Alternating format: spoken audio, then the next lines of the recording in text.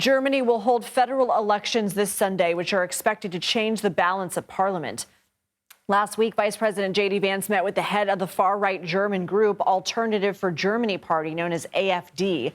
While in Munich, Vice President Vance gave a speech arguing that German politicians should work with far-right parties like the AfD. And we wanted to take a closer look at the group and how this weekend's elections could give them more influence in German politics. So the group was founded in 2013 as part of a backlash to increasing migration into Germany from African and Middle Eastern nations, along with Germany's role in the EU. Its influence has waxed and waned over the past 12 years, but recent polling has it in second place for Sunday's upcoming election, 7 points ahead of the incumbent party.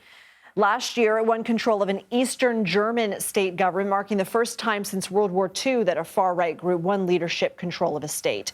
But since its founding, the AfD has been condemned for using racist language in policy proposals, like a plan to deport anyone with a migrant background out of Germany, including German citizens. The nation's domestic intelligence agency is investigating the AfD as a suspected extremist organization, and 3 of its branches in East Germany have been designated as, quote, proven right-wing extremist groups.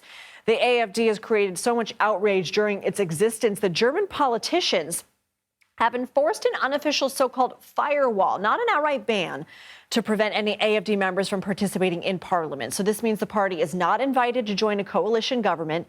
Any bills it puts forward are opposed, and legislators will not work with it to pass legislation. Recently, the firewall was actually breached when Germany's opposition leader brought forward a non-binding motion to call on more migrants to be turned away at the country's borders. The motion passed because of the AfD, the first time a far-right party has been involved in passing legislation since World War II. Recently, some lawmakers advocated for a proposal to ban the AfD as a political party, something that is legal under German law if the party poses a threat to basic democratic order. Germany's parliament has only done so twice since World War II. While the measure did not move forward, politicians supporting it argued it was necessary to highlight the AfD's extremism.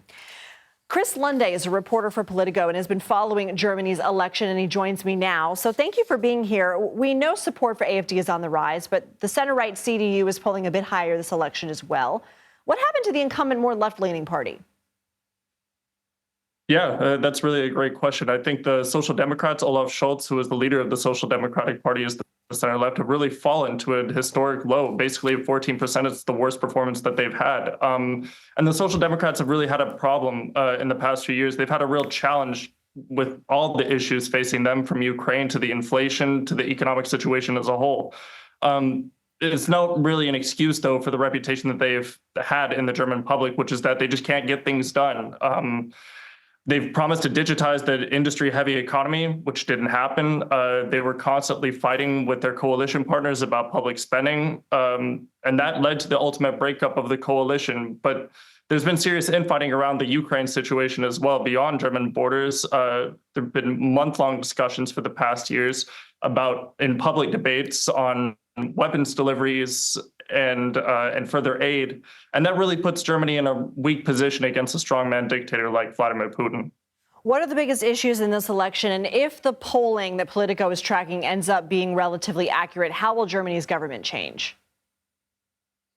Well, we can definitely expect a old school conservative government to return to Germany, even further before the times of maybe the 90s or the times of Angela Merkel.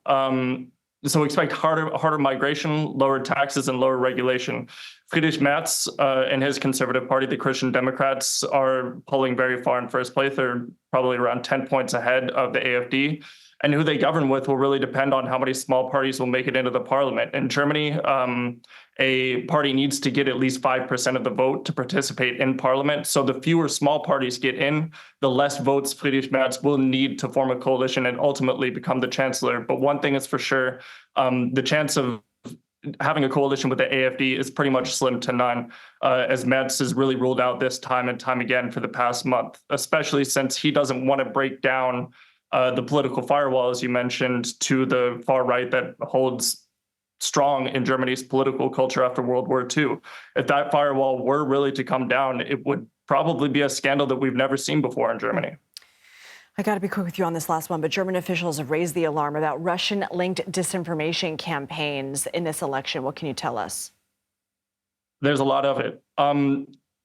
Well, X has been sued, for example, here in Berlin for the spread of misinformation or not actually providing documents to make its data transparent about users.